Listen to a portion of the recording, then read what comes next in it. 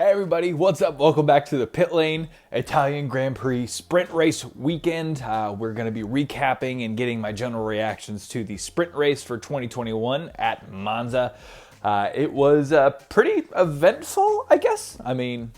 Actually, no, it was really eventful. Lewis falling back from the very beginning. Mcleran, like I was saying, has the best opportunity as a team to advance today.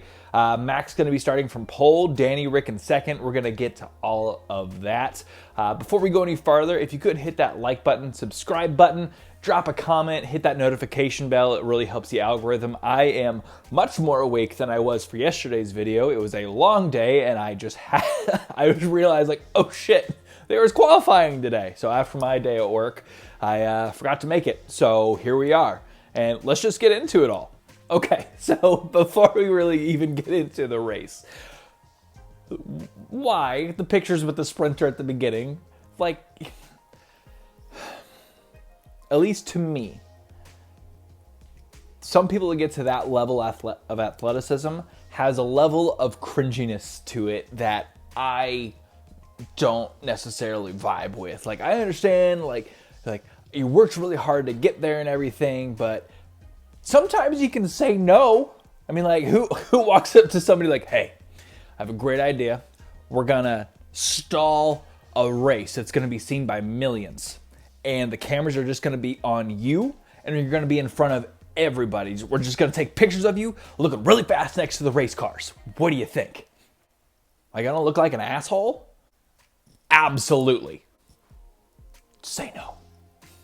I think one of my favorite shots of the entire pre-race was the helicopter shot on the back straightaway. It's such a long stretch of road, and it just like really shows how quick those cars get down there. I think Lewis topped out at 216 miles an hour from what they were showing in the speed trap. And also, I absolutely love the helmet cams. More so though, if it could be more centered, that would be great. I understand like on the side, it's a little bit more out of the way. I just think they need to place it better going into next year, maybe somewhere in the top of the helmet. It has a minimal, like doesn't really have anything. It's just the wire going down and the camera's in the safe place in the back, or the camera packs back here. Just like the off center, just for some reason just makes me nauseous, just because it's always like pointing down the front right. And it's like, oh, when you just, it just throws me off. So we're gonna have a little bit of a tinfoil hat segment here. So yesterday, how I said like the only way that Valtteri looked like that he was gonna get like not win the sprint race tomorrow is if he had an actual engine change that gave him a place penalty. Well, they replaced the entire engine, meaning even though he won today, he's gonna be starting at the back because of the penalty. In my brain, it was like, okay, they're just getting him out of the way 100% to let Lewis have this race, because Mercedes is looking absolutely dominant. At least they were coming into today. Obviously, Lewis getting swallowed by the McLarens from the jump, and he just was not able to get past. His DRS was just not there. And Danny Rick showing real pace, pulling away from Lando. But you can see how difficult it is, especially with these aero packages, for people to pass here. With the Mercedes just being stuck behind McLaren, they just are not doing well following any cars, especially what they have now as an aero package. But getting back to the tinfoil hat thing, like, is it possible that they did that to get Valtteri out of the way, like just a spite thing? Nah, you're leaving. Fuck ya. Fuck your chicken strips. You're going to the back.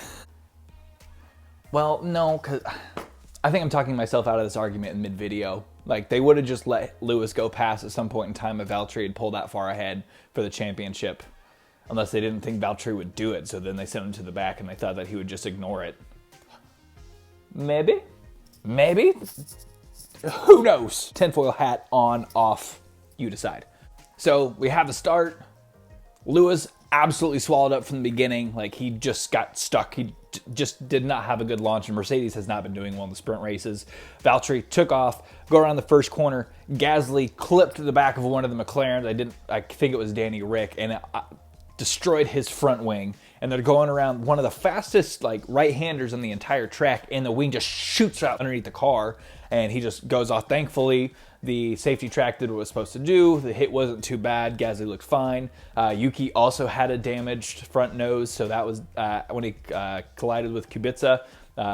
So Gasly's okay. Sorry you're out. I really thought you were going to be dominant today. I thought, honestly, that he could have gotten past Lewis with how dominant that Gasly's been looking in that AlphaTauri.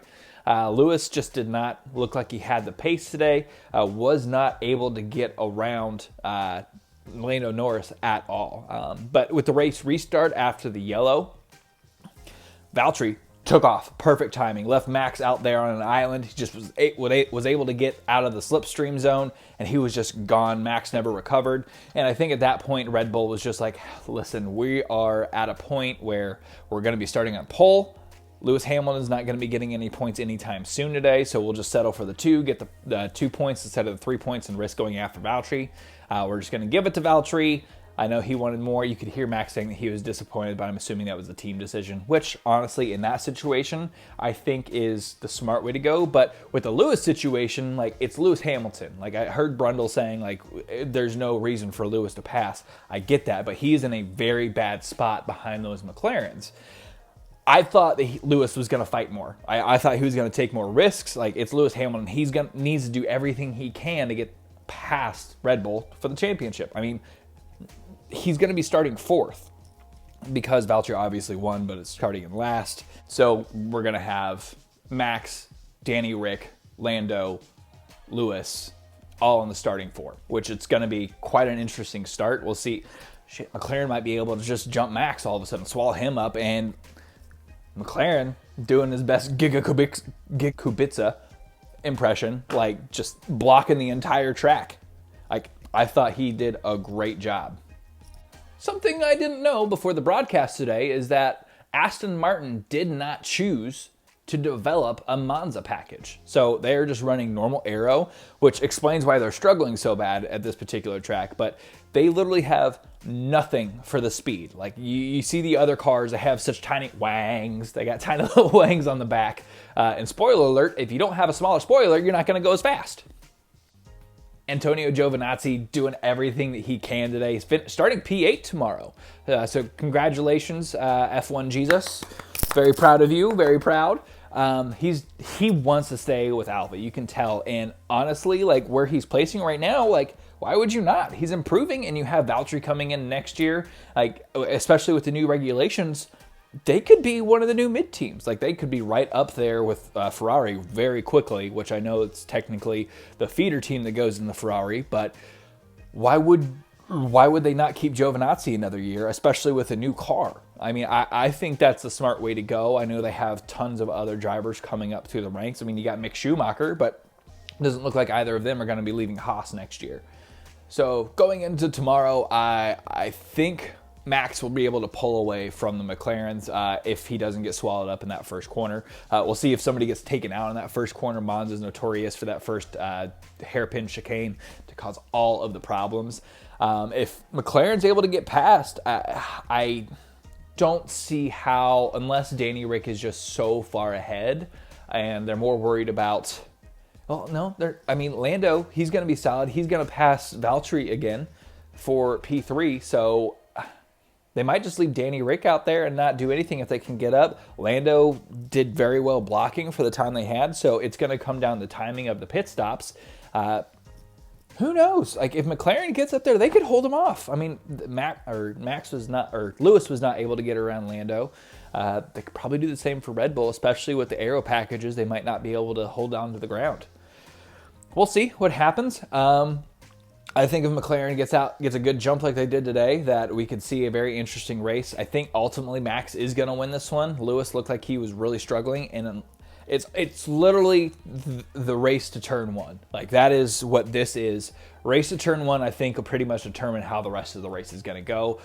Pending undercuts, overcuts, obviously red flags. Like last year, we had Gasly winning. Gasly and Bottas are going to be at the back. Valtteri, I fucking can't say his name. Like, I've seen other, like, American, like, channels try to say his name, and it just doesn't work. But anyway, we'll see what happens. I appreciate everybody checking out the pit lane. Go ahead and hit the subscribe button, like, comment, hit the notification bell. I just love all you guys. It's been really fun getting these videos out still. I will see you all tomorrow for a race recap. It'll be a little bit later. I'm going to be going to a football game tomorrow, NFL game. Anyway, love you guys. I'll see you later. Bye.